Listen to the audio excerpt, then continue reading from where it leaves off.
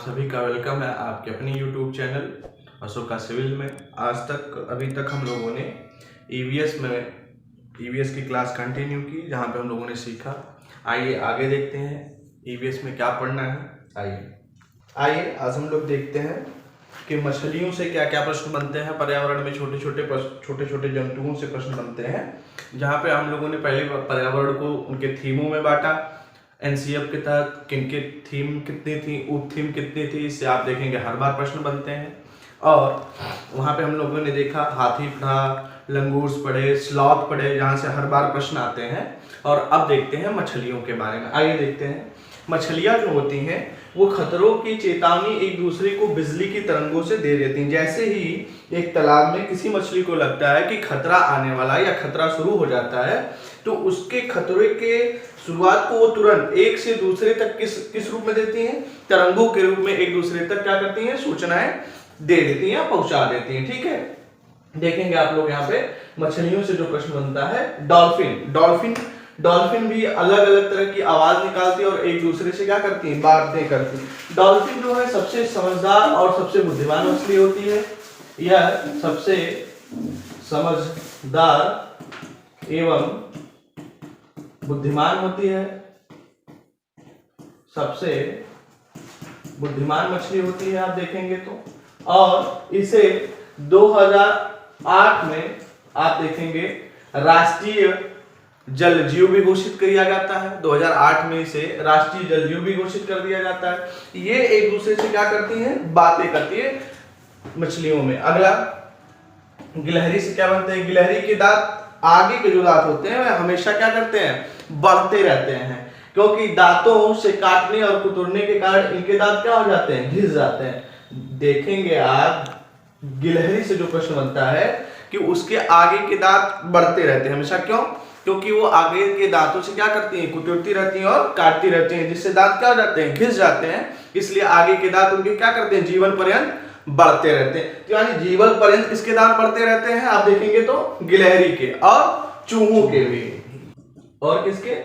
चूहों के भी। ठीक है, चूहों के भी दांत क्या होते हैं? बढ़ते रहते हैं। बिल्ली के दांत नुकीले होते हैं, जो मांस को फाड़ने और काटने के काम में आते हैं। बिल्ली के जो दांत होते हैं, आप देखेंगे जो बिल्ली से प्रश्न है, बिल्ली के जो दांत होते हैं वो नुकीले होते हैं, जो मांस को फाड़ने और काटने के काम आते हैं।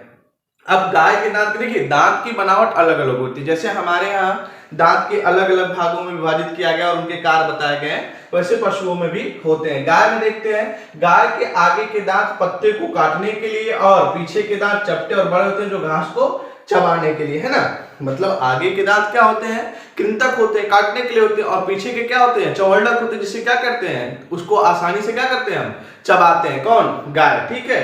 सांप से जो प्रश्न बनता है बहुत ही महत्वपूर्ण है। यहां से भी आपको 102 क्वेश्चन हर देखने को मिलते हैं पर्यावरण में। अब थोड़ा सा मॉडर्नेट हो गया।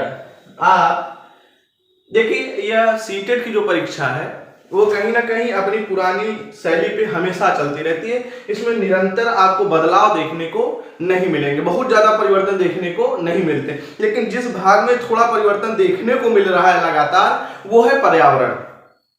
वहां पे इन सिलेबस से तो प्रश्न पूछता बनता है, लेकिन कुछ अतिरिक्त प्रश्न भी अब देखने को मिलते हैं। जैसे आपको उसमें सामान्य विज्ञान देखने को मिल जाते हैं। जैसे यहाँ पे आप डॉल्फिन से ये प्रश्न ठीक है कि डॉल्फिन जो है एक दूसरे से बातें करते हैं। अब यहां से प्रश्न बन सकता है कि डॉल्फिन को राष्ट्रीय जल जीव घोषित कब किया गया? तो ये प्रश्न बनने लगे हैं, तो उसको भी हम ध्यान में रखते हुए आपको बताते हुए चल रहे हैं। ठीक है, आगे देखते हैं सांप से क्या बनते हैं। हमारे देश में देखिए, सांपों को लेके हमारे देश में तमाम अवधारणाएं हैं। कुछ अवधारणाएं, जैसे किसी सांप के नाम हम जानते हैं, ये सांप, वो नहीं समझ पाते, तो उन सांपों के रियल नाम क्या है, वास्तविक नाम क्या है, उससे आज हम लोग आप सभी लोगों को परिचित कराते हैं, और जहां से ये प्रश्न बनते हैं। सांप से क्या है? हमारे देश में केवल 4 तरह के ही जहरीले सांप पाए जाते हैं। कितने तरीके के? 4। हम लोगों को नहीं ज्यादा पता होंगे, लेकिन आज ये बात जान लेते हैं कि केवल 4 तरह के सांप पाए जाते हैं भारत में, जो क्या होते हैं? जहरीले होते हैं। क्या होते हैं? जहरीले होते हैं। केवल 4 तरीके के सांप होते हैं। उनमें से कौन कौन सा प्रमुख है? आप देखेंगे तो नाग, करैत, दुबिया तथा अफाई।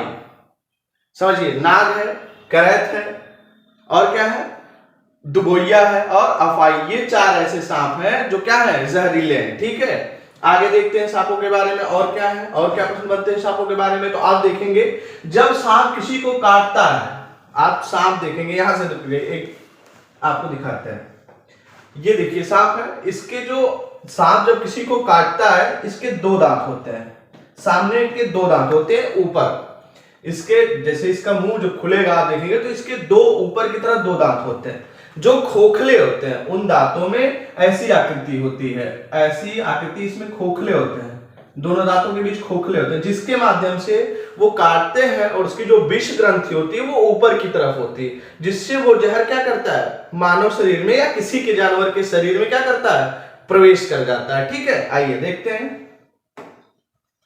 आपको कि जब सांप किसी को काटते हैं तो 2 खोखले वाले दांतों से उस व्यक्ति के शरीर में क्या करता है, जहर प्रवेश कर जाता है। इस जहर से बचने के लिए उस व्यक्ति को सीरम नाम की दवा दी जाती है, जो सांप के जहर से ही बनाई जाती है। समझिए, जब किसी व्यक्ति को सांप काटता है तो उससे बचाव के लिए क्या करते हैं, एंटीडोट देते हैं। वो एंटीडोट किससे तैयार किया जाता है, उसी सांप के जहर से तैयार किया जाता है। यदि आपको कोई सांप काटता है, यदि पॉसिबल है उसका कोई चित्र मिल जाए, ऐसी कोई स्थिति हो, तो आप तत्काल झाड़ फूक में ना जाइए, तत्काल आप अपने स्वास्थ्य परीक्षण कराइए, अपने स्वास्थ्य केंद्र पे जाइए, जहां पे उस सांप की फोटो दिखाइए, ताकि आपको आसानी से उसका एंटीडोट दिया जा सके। उस दवा का नाम क्या होता है, सीरम। यह जानते रहिए, यह प्रमुख है, यहां से प्रश्न बन सकते हैं। सांप के दांत नुकीले होते हैं, लेकिन वह अपने शिकार को चबाकर नहीं खाते, बल्कि पूरा क्या करते हैं, निगल जाते हैं। बहुत ही महत्वपूर्ण है, सांप शिकार करता है, वह शिकार को क्या करता है, चबाता है, काटता है, खाता नहीं, वो क्या करता है, निगल जाता है। क्या करता है, निगल जाता है। चलिए आते हैं, देखते हैं।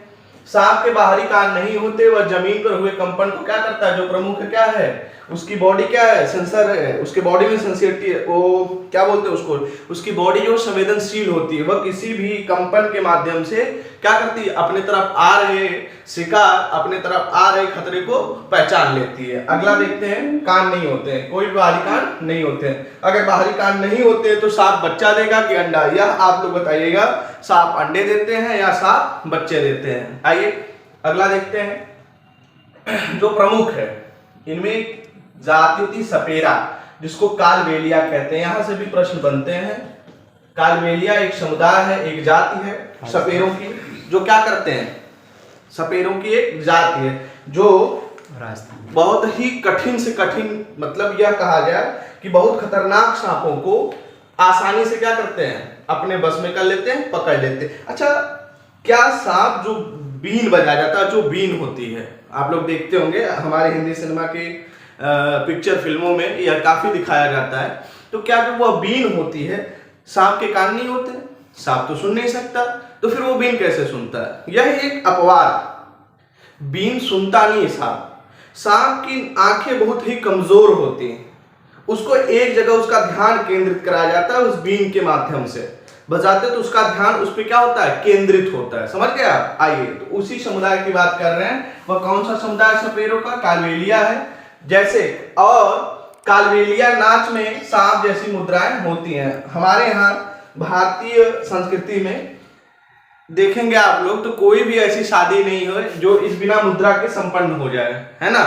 हमारे यहाँ बजते ना डीजे या जो भी जाते हैं, तो उसपे यह जो मुद्रा होगी कालबेलिया, वह आपको देखने को बहुत सारे लोग मिलेंगे जो सपेरे की बात जमीन पे सो के डांस करते हैं ना।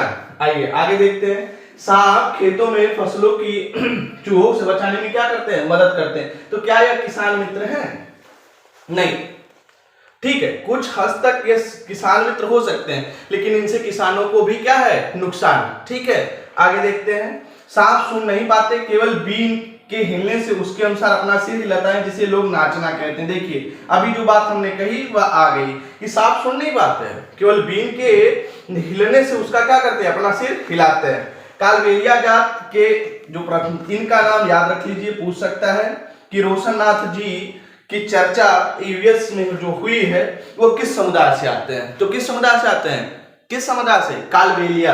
तो कालबेलिया जात के रोशन जात जी अपनी जात में बहुत क्या है, मशहूर थे, बहुत ही फेमस थे। वे बहुत आसानी से क्या करते थे, खतरनाक और जहरीले सांपों को पकड़ लेते थे, अभी हमने बताया। चलिए नेक्स्ट। देखते हैं केचुआ, केचुए से क्या प्रश्न बनते हैं, यहां से भी प्रश्न बनने की संभावना रहती है और पिछले विगत कुछ वर्षों में यहां से भी प्रश्न बने हैं।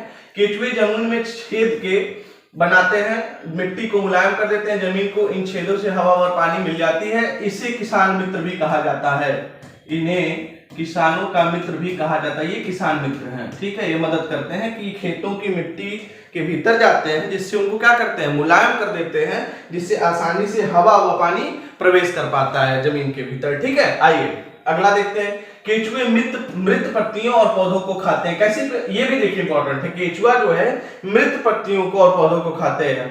ऐसा नहीं कि सजीव, यहां पे देखिए बहुत बड़ी बात है, अगर मृत पत्तियों को नहीं खाते तो वो क्या करते, किसान मित्र नहीं होता, फसलों को भी नुकसान करते, क्योंकि फसल क्या है, फसल के अवशेषों को खाते हैं, जो नीचे गिर गई पत्तियां होती हैं उनको खाते हैं, यानी उनको वो क्या करते हैं, कंपोस्ट में परिवर्तित करते हैं, खाद में परिवर्तित कर देते हैं, जीवित फसलों को नुकसान नहीं पहुंचाते। आगे देखते हैं, किसानों का मित्र भी कहा जाता है, मैंने बताया, और वर्मी कंपोस्ट को वर्मी कल्चर या केचुआ पालन भी कहा जाता है। और इसको क्या कहा जाता है, यह महत्वपूर्ण नहीं, बिल्कुल महत्वपूर्ण है, नोट कर लीजिए कि वर्मी कल्चर किससे पालन, जिसको क्या कहते हैं, केचुआ पालन भी कहते हैं। वर्मी कंपोस्ट को वर्मी कल्चर या केचुआ पालन भी कहा जाता है। ठीक है, दो चीज इसमें महत्वपूर्ण है, आप देख लीजिए, किसानों का मित्र क्या खाते हैं और वर्मी कल्चर किससे संबंधित है, यानी केचुआ पालन से। ठीक है, आगे देखते हैं चींटियों से क्या प्रश्न बनते हैं, देखते हैं, तब तक आप लोग देखिए चींटियों से क्या होता है। अभी देखो हम लोगों के दिमाग में थॉट है चींटियां, तो हम समझते हैं चींटियां एक ही जैसी होती, नहीं, चींटियों में भी क्या अंतर रहते हैं उसको जान लेते हैं। आइए, चींटियां मिलजुल कर रहती हैं और चींटियों का काम क्या होता है, बटा रहता है। ठीक है, चींटियां मिलजुल कर मतलब समूह में रहती हैं और क्या करती हैं, उनका काम बटा रहता है। और जो रानी चींटी होती है वो अंडे देती हैं और शेष जो होती है सिपाही चींटियां बिल का ध्यान रखती हैं, और काम करने वाली जो चींटियां होती हैं वो भोजन ढूंढकर बिल तक लाती हैं। यानी यहाँ पे आपको देखने को मिलेगा राजतंत्र, एक राजतंत्र का समूह है। एक राजतंत्र में एक रानी चींटी होगी, आप देखेंगे, जिसका काम क्या होगा, अंडे देना। और आप देखेंगे जो बिल के बाहर रहते हैं, जो बिल की सुरक्षा करते हैं, आप देखिए ये आकार दिया गया है, तो इसमें जो ये बिल के बाहर जो आपको ये चींटियां दिख रही हैं, ये सिपाही वर्ग है। और ऐसा और कहां आपको देखने को मिलता है, कोई बताएगा, आप लोग बताएंगे कि ये चीजें और देखने को कहां मिलती हैं, तो आप देखेंगे मधुमक्खी में, यही प्रक्रिया आपको मधुमक्खी में भी देखने को मिलेंगी। तो ये जो वर्ग होता है जो बाहर बिल की रक्षा करता है वो सिपाही है, और जो अंडे देती हैं वो रानी चींटी होती हैं, और जो भोजन ढूंढ कर लाते हैं वो श्रमिक वर्ग होता है। मतलब जो प्रमुख कार्य होता है वो श्रमिक वर्ग करता है। ठीक है, कौन करता है, श्रमिक वर्ग। यानी तीन वर्ग पाया जाता है, कौन कौन, रानी, जो रानी चींटी होगी वो क्या करेगी, अंडे देगी। जो बिल के बाहर सुरक्षा के दृष्टिकोण से रहते हैं वो सिपाही रहेंगे, है ना, हमारी ही समाज की तरह उनकी भी बनावट है। और जो भोजन ढूंढ के लाते हैं दूर से वो क्या होते हैं, श्रमिक होते हैं। चलिए आगे देखते हैं चींटियों में और कुछ ऐसा जहां से प्रश्न बनते हैं। तो आप देखेंगे चींटियां चलते समय जमीन पर कुछ गंध छोड़ती हैं। जैसे आप देखेंगे चींटियां जब चलती हैं तो एक क्रम से चलती हैं, आप देखेंगे एक झुंड में है, ऐसे चल रही हैं, ऐसे चल रही हैं, ऐसे चल रही हैं, तो ऐसे चलती रहती हैं। मान लीजिए ये उसकी बिल हो तो वो ऐसे ऐसे चलती रहती हैं, ऐसे ऐसे चलती है ना, देखते हैं आप एक क्रम में, उसके बीच में कुछ रख दीजिए, आप यहाँ पे कुछ रख दीजिए, ठीक है, एक बाउंड कर दिया आपने, तो या तो इधर से निकल जाएंगी या तो इधर से, और ये क्या करेंगे फिर इसी क्रम में, फिर इसी क्रम में चलने लगेंगे। तो क्यों ऐसा चलती है, कुछ तो ऐसा होगा। तो वो क्या प्रमुख कारण कि वो कुछ गंध छोड़ती हैं, क्या करती हैं, गंध छोड़ती हैं, जिससे वे सूंघ कर, मतलब चींटियां अपना रास्ता नहीं भूलती, वो क्या करती हैं, उस गंध के माध्यम से अपने गंतव्य तक पहुंच जाती है, अपने मंजिल तक पहुंच जाती है। दूसरी चीज, जो पहरेदार चींटी होती है, एक विशेष प्रकार की गंध के कारण दूसरे, अच्छा ये भी देखो, ये भी महत्वपूर्ण कि अगर उस समूह में कोई दूसरी चींटी आ जाए तो जो पहरेदार होता है, जो वहां पे बोला जो सिपाही के रूप में कार्यरत होते हैं जो बिल के बाहर, वो दूसरी चींटी को अपने समूह में प्रवेश नहीं करने देते, वो पहचान जाते हैं। सोचो इससे हम लोग कितना अनभिज्ञ थे, अभी तक हम लोगों को पता ही नहीं था, है ना। तो उनके पास भी अपना एक तंत्र है, मतलब प्रकृति कितनी खूबसूरत, देखने की जरूरत है कि प्रकृति कितनी खूबसूरत। हमें प्रकृति की खूबसूरती का ध्यान देना चाहिए और उसका क्या करना चाहिए, सम्मान करना चाहिए। तो आप देखिए यहां से ये प्रश्न हो गया। दूसरा, चींटियां खाने की चीजों को अपने बिल में क्या करती हैं, जमा करती हैं। क्या करती हैं, जमा करती हैं। क्या करती हैं, जमा करती हैं। ठीक है, कि मतलब उनको यह पता चल जाता है कि अपने भोजन को क्या करती हैं, एकत्रित करती हैं। इंसान की बात, जैसे इंसान भी भोजन को अपने एकत्रित करता है खाने के लिए, और इंसान तो खाने से छोड़ दीजिए, इंसान 3-4 पीढ़ी के लिए भोजन इकट्ठा करने के लिए बना रहता है। जैसे आप देखते हैं, जैसे ही व्यक्ति को सत्ता प्राप्त होती है, चाहे किसी भी व्यक्ति को पद प्राप्त होता है, वह कहता है सीधे अपने ईश्वर को चुनौती देना, अपने आराध्य को चुनौती देने का कार्य शुरू कर देता है। एक तरफ कहता है कि बिना उसकी बगैर मर्जी के पत्ता तक नहीं हिलता, दूसरी तरफ कहता है हम तो इतना कर देंगे कि 3-4 पीढ़ी बैठे बैठे खाएगी। यानी वह क्या बात कर रहा है, अपने आने वाली पीढ़ियों को नकारा बनाने की बात कर रहा है, नालायक बनाने की बात कर रहा है ना। तो यह इंसानों से तो ठीक ही है, कम से कम कुछ दिनों के लिए भोजन इकट्ठा करती है, कई पीढ़ियों के लिए नहीं। आइए देखते हैं। अब देखिए सामाजिक कीट क्या होते हैं, इसमें कुछ सामाजिक कीट, दीमक, ततैये, मधुमक्खियां और चींटियां होती हैं। ये कैसी चींटी हैं, सामाजिक चींटी। यह आप लोग बिल्कुल महत्वपूर्ण है, जान लीजिए, यहां से प्रश्न बनते हैं। सामाजिक चींटी क्या मतलब है, देखिए जो हमारे समाज से सरोकार रखती हैं। दीमक, आप देखेंगे दीमक लग जाते हैं, हमारे जो लकड़ी के दरवाजे रहते हैं, खिड़कियां रहती हैं, जिससे बचने के लिए हम पेंट करते हैं और तमाम ऐसी चीजें हैं। तो दीमक, ततैये भी देखने को मिलेंगे, और मधुमक्खियां से हमें देखिए मधु प्राप्ति ही होता है, आप देखते हैं। ये सब क्या है, सामाजिक चींटियां। अब मच्छर से कौन से प्रश्न बनते हैं, मच्छर हमारे शरीर की गंध को खासकर पैरों के तलवे और हमारे शरीर की गर्मी से हमें क्या कर लेते हैं, ढूंढ लेते हैं। मच्छर इंसानों को कैसे ढूंढते हैं, हमारी शरीर की गंध, और खास करके किसके गंध को, तलवे के गंध को, और हमारे शरीर के तापमान से क्या करते हैं, वो हमको ढूंढ लेते हैं। और ये कैसे प्रजनन करते हैं, तो मच्छर पानी में अंडे देते हैं। मच्छर क्या करते हैं, पानी में अंडे देते हैं। ठीक है, डेंगू, मलेरिया, चिकनगुनिया बीमारी मच्छरों के द्वारा फैलती है, यह आप लोग महत्वपूर्ण है, यह भी हम कह रहे हैं, यहां से भी प्रश्न बनता है।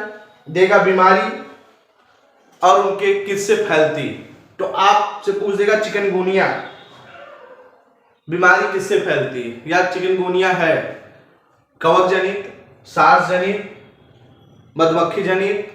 बचने के उपाय क्या कर सकते हैं हम, कि जितने भी हमारे घर में खुले जो पात्र हो, बर्तन हो, जो बाहर हमने रखा है, उसमें बारिश का पानी इकट्ठा ना होने दें, या पानी इकट्ठा ना होने दें।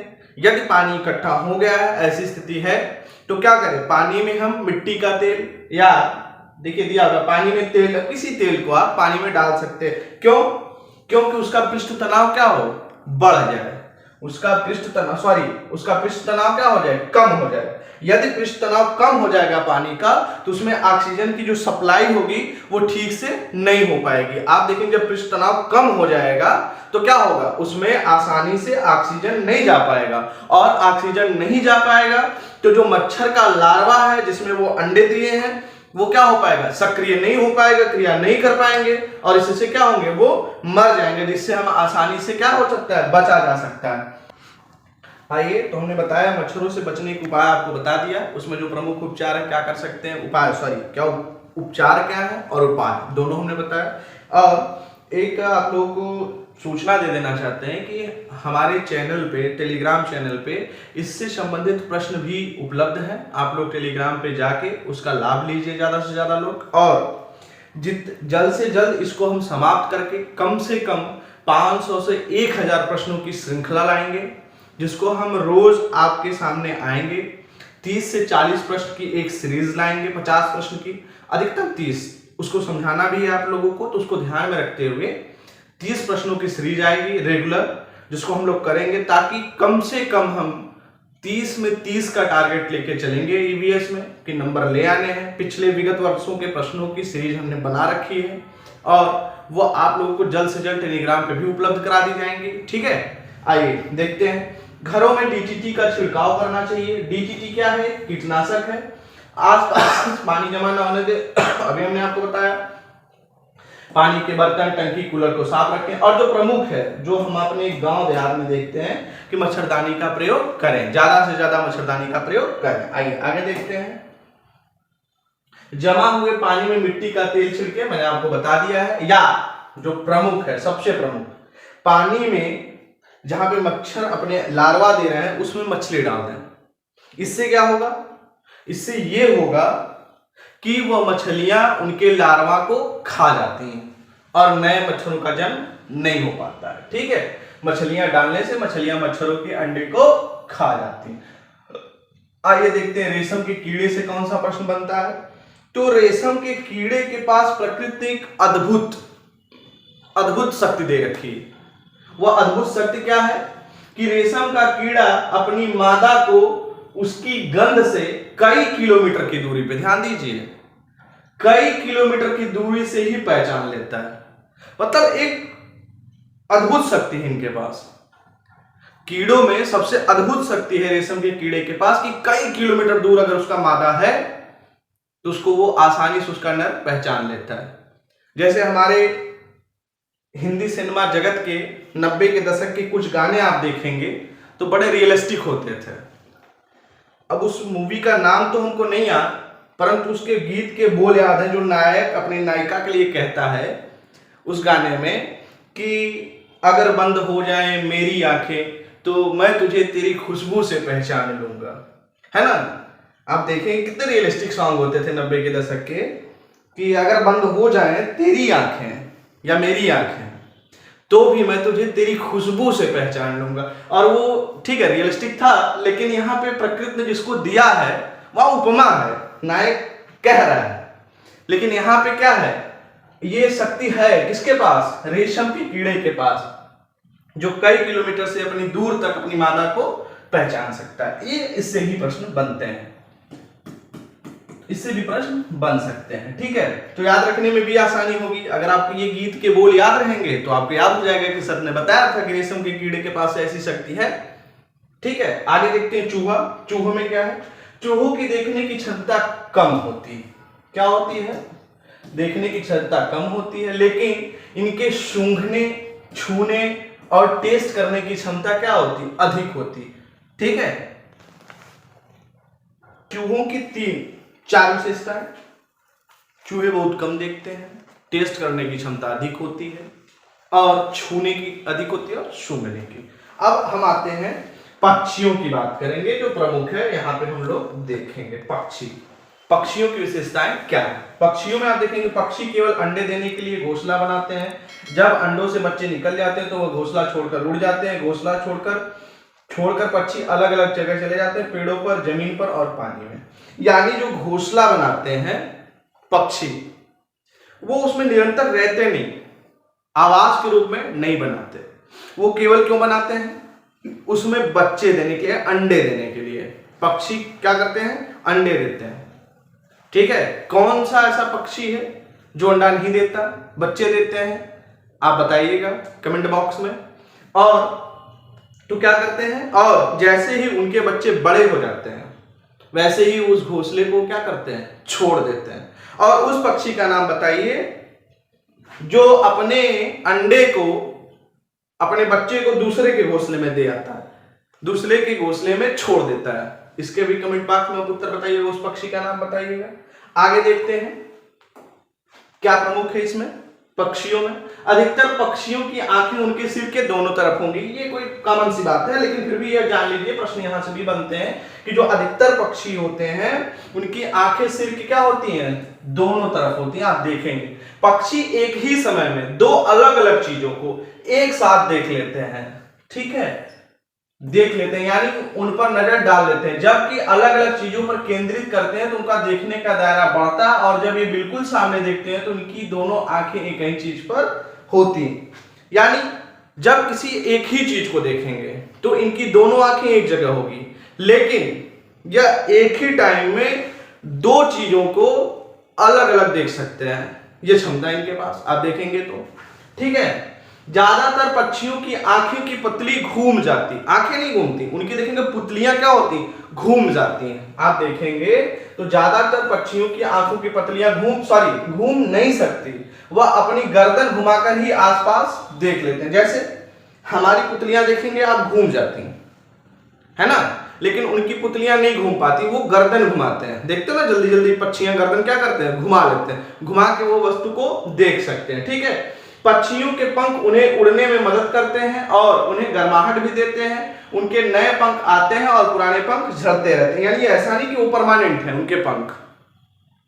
अधिकतर पक्षियों के जो पंख होते हैं वो उनको क्या करते हैं, गर्माहट देते हैं, उड़ने में उनकी मदद करते हैं, और पुराने पंख झड़ते हैं और नए पंख आते हैं। आगे देखते हैं, कुछ पक्षियां अलग अलग खतरों के लिए अलग अलग आवाजें निकालते हैं, मतलब पक्षियों को भी आगाह करते हैं अलग अलग खतरों के लिए अलग अलग आवाज। जैसे उड़कर आने वाले दुश्मन के लिए अलग तरह की आवाज और जमीन पर चल के आने वाले के लिए दूसरी। क्या ही देखो, क्या प्रकृति की खूबसूरती, इसको कहते हैं नेचर, कि पक्षियां भी अगर आसमान से कोई खतरा आ रहा है, जैसे हमारे यहां आसमान से खतरों के निपटने के लिए वायुसेना, जल से निपटने के लिए जल सेना, और थल से निपटने के लिए थल सेना, तो वैसे जैसे वायु से उड़कर अगर कोई खतरा इनके समीप आ रहा है तो ये अलग आवाजें निकालते हैं, जल से आने वाले खतरे के लिए अलग आवाज निकालते हैं, स्थल से आने वाले के लिए अलग निकालते हैं। ठीक है, पक्षियों के कान दिखते नहीं, लेकिन उनके सिर के दोनों तरफ होते हैं छिद्रनुमा। ठीक है, आगे देखते हैं,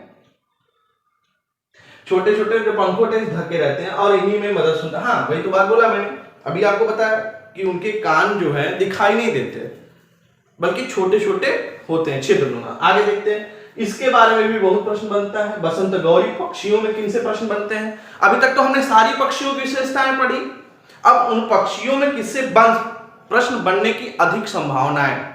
तो बसंत गौरी से बनता है, शकरखोरा से बनता है। क्या बनता है, क्या है बसंत गौरी? बसंत गौरी या गर्मियों में टुक टुक करती रहती है, पेड़ के तने में गहरा छेद बनाती है, उसमें अंडे रखती है।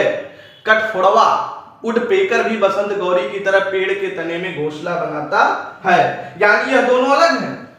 आप यह ना कहिएगा कि जो कठफोड़वा होता है वुडपेकर होता है वही बसंत गौरी है, नहीं, यह दोनों अलग हैं। आप कठफोड़वा को भी देखेंगे तो पेड़ के तने में क्या करता है, घोंसला बनाता है। और ये देखिए, यह भी इसका आकार देखिए, इसका ये देखिए बनावट, है ना, यह भी क्या करती है, बसंत गौरी भी टुक टुक टुक टुक करती रहती है, तने में लगातार प्रहार करती है और गहरा छेद बनाकर उसमें अंडे रखती। क्या करती है, उसमें अंडे रखती। अगला प्रश्न देखते हैं, शकरखोरा क्या है? सूर्य पक्षी जिसको कहते हैं। सबसे बड़ी बात जान लीजिए, वो ये दिखी आपको, क्या करती है? शकरखोरा किसी छोटे से पेड़ की या झाली की डाली पर अपना लटकता हुआ घोंसला बनाती।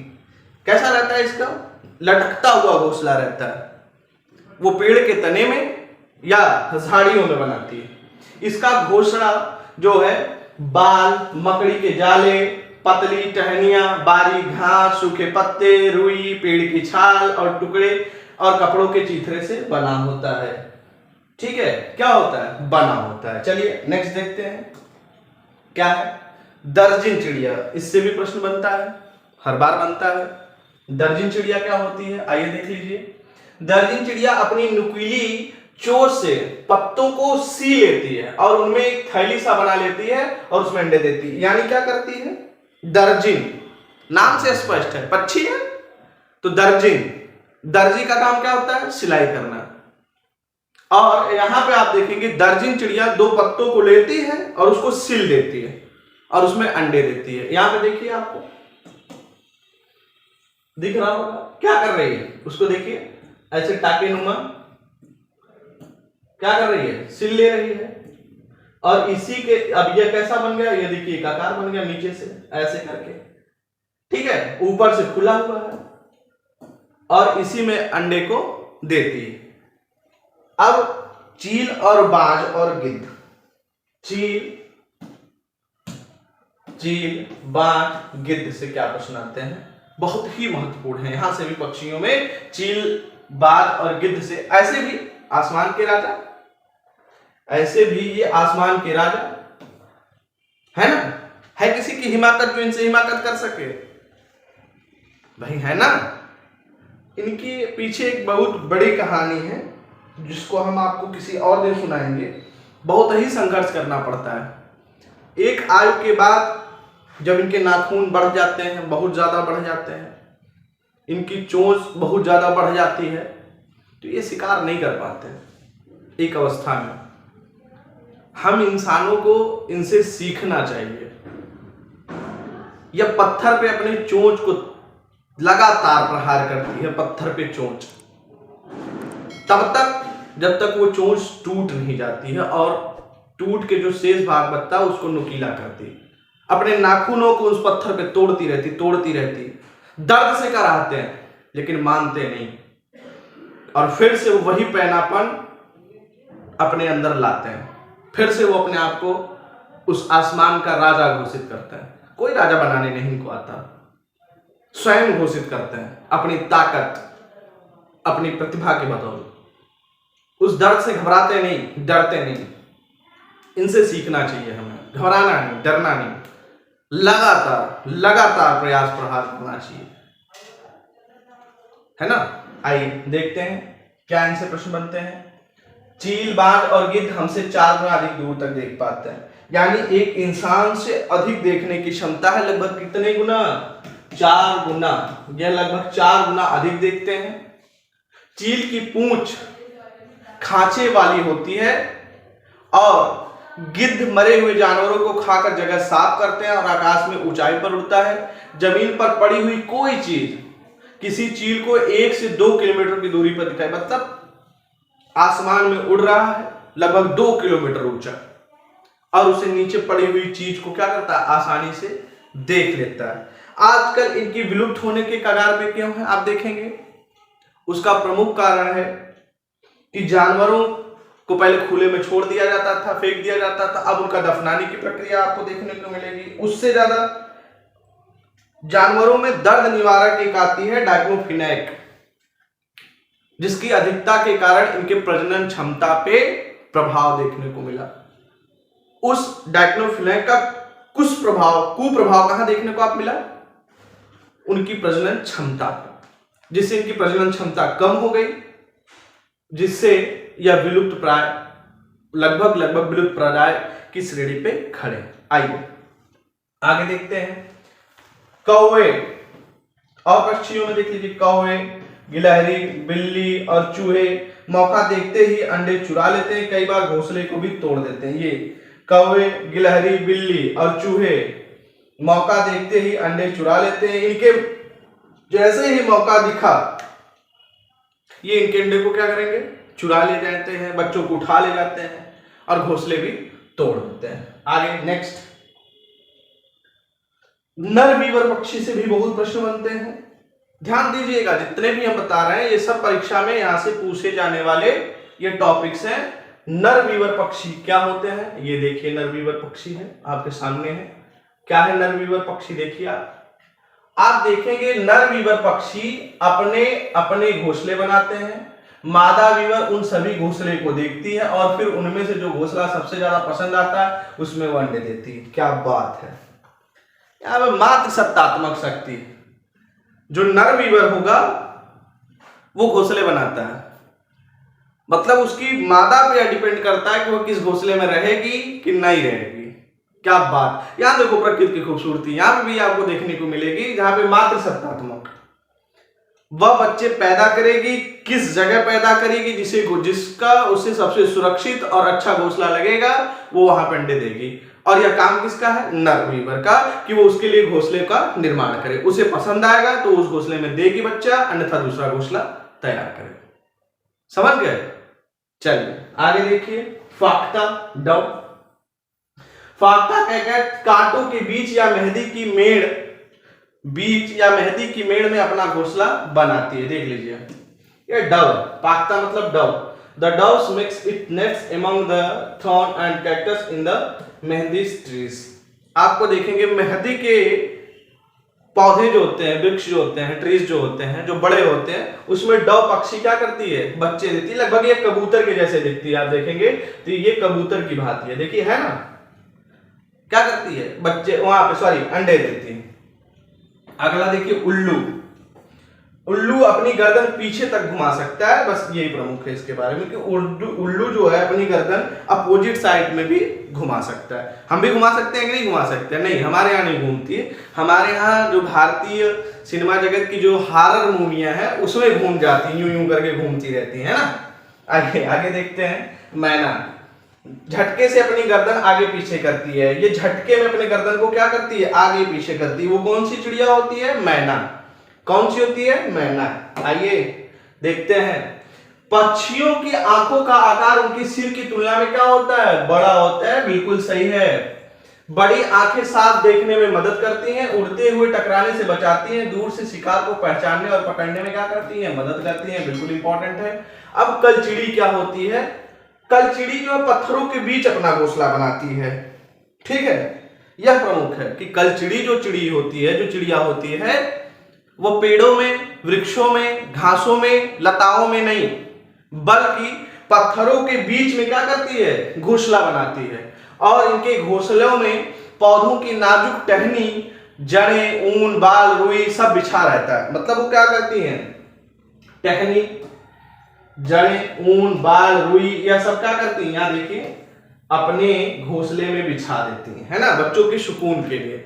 देखिए कितना संघर्ष होता है एक मां का, किसी भी व्यक्ति के, उसके व्यक्तित्व के निर्माण करने में कितना संघर्ष करती है एक मां। कितना संघर्षपूर्ण जीवन होगा इसका, सोचिए।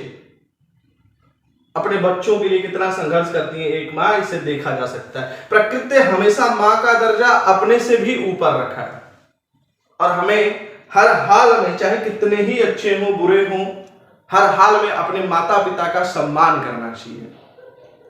आइए देखते हैं आगे।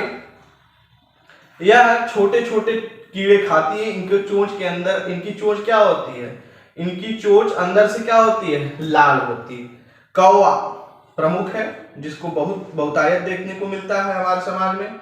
कौवे के घोंसले में लोहे के तार और लकड़ों की टहनियां जैसी चीजें भी होती हैं कौवों में, ठीक है। अब आइए देखते हैं आगे। कौवा पेड़ के ऊंची डाल पर घोंसला बनाता है।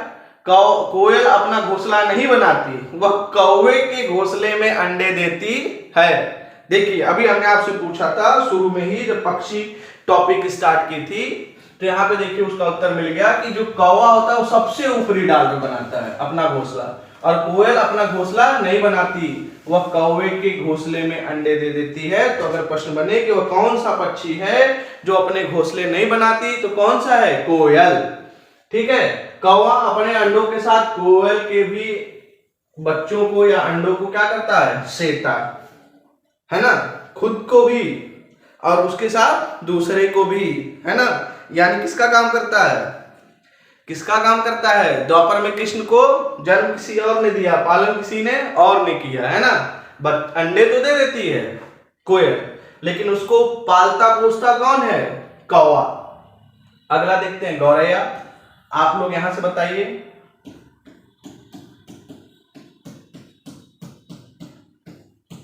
अब देखिए यहां से यह प्रश्न बन सकता है, बिल्कुल संभावना है बनने की। विश्व गौरैया दिवस कब मनाया जाता है, आप लोग कमेंट में बताइए, विश्व गौरैया दिवस कब होता है। यहां से यह प्रश्न बन सकता है गौरैया से। गौरैया अलमारी के ऊपर आईने के पीछे अपना घोंसला बनाती है। अधिकतर आप देखेंगे तो आईने के पीछे वो अपना घोंसला बनाएंगे।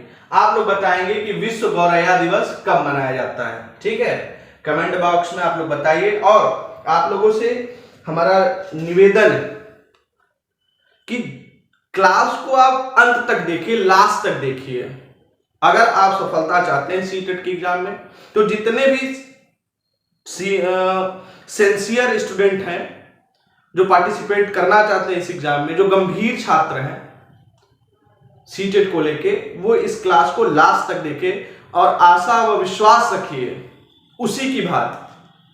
जैसे जब आप बस में चलते हैं, लंबी जर्नी जानी होती है या कहीं पे भी जाना होता है आपको, तो आप उस ड्राइवर पे विश्वास कर लेते हैं।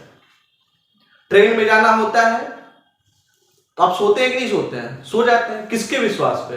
हाँ, ट्रेन का ड्राइवर है, चला रहा है, कर्तव्यनिष्ठ है, कर्तव्य कर रहा है, आप सो जाते हैं। एरोप्लेन में जाते हैं तो किस पे भरोसा होता है? पायलट पे। वैसे ही भरोसा करिए हमारी और हमारी टीम पे। हम आपको आपकी मंजिल तक, आपके गंतव्य तक जरूर पहुंचाएंगे। आप वैसा ही विश्वास हम पे बनाए रखिए और उस विश्वास पे हम खरे उतरे, आपको सफल कराएं। इसमें हमारा बहुत छोटा सा योगदान होता है। एक शिक्षक बहुत छोटा सा योगदान करता है किसी की सफलता में। केवल हम पथ प्रदर्शक के रूप में आपका कार्य कर सकते हैं। आप, हमारी ट्रेन तो चलेगी, हम पायलट के रूप में कार्य करेंगे। गंतव्य आपका कहां है ये आपको तय करना है ना? आपको उतरना कहां है, किसी स्टेशन पे उतरना है, ये तो आप ही को करना है ना। हम तो रुकेंगे गंतव्यों पे, लेकिन आपको कहां तक चलना है तो आपको साथ देना होगा। और साथ देने के लिए आपको पूरी क्लास में बना रहना पड़ेगा, आपको पूरी क्लास देखनी पड़ेगी। ठीक है, आइए देखते हैं हम अगला। कबूतर से भी प्रश्न बनते हैं। कबूतर पुराने मकान या खंडहर में घोंसले बनाते हैं। ठीक है, आप देखेंगे जो पुराने मकान होते हैं वहां पे आपको कबूतर मिलेंगे और उस खंडहर में मिलते हैं। आगे देखते हैं। अब पक्षियों की चोंच से प्रश्न है, पक्षियों के पंजे कैसे होते हैं, इस सबको हम अगली क्लास में मिलेंगे। और अगले सेशन में हम लोग पक्षियों से संबंधित, जानवरों से संबंधित जितने भी प्रश्न हैं, अब तक जिन जिन टॉपिक्स को हमने पढ़ा उससे क्या क्या प्रश्न बनते हैं, लगभग 50 प्रश्नों की सीरीज अगले सेशन में हम आप लोगों के साथ आएंगे। तब तक के लिए आप सभी को बहुत बहुत शुभकामनाएं आपके आने वाले परीक्षा के लिए। और हम चाहते हैं कि आप ज्यादा से ज्यादा समय खुद पे खर्च करें ताकि आप लोग अपने लक्ष्य की तरफ पहुंच सके। तब तक के लिए धन्यवाद।